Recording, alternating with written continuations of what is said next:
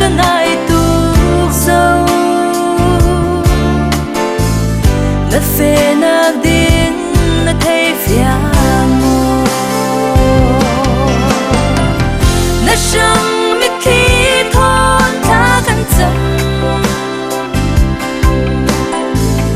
suy suy nên là rồi kia khang ngô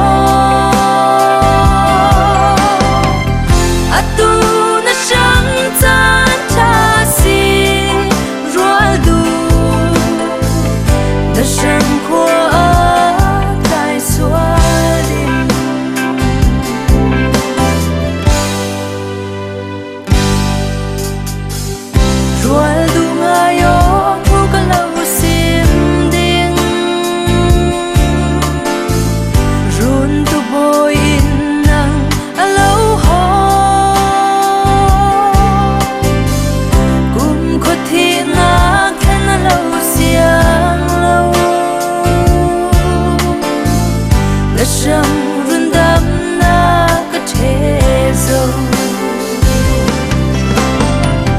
nó răng biết khi thon thả căn dầm si suy nên à ra kia khang ngô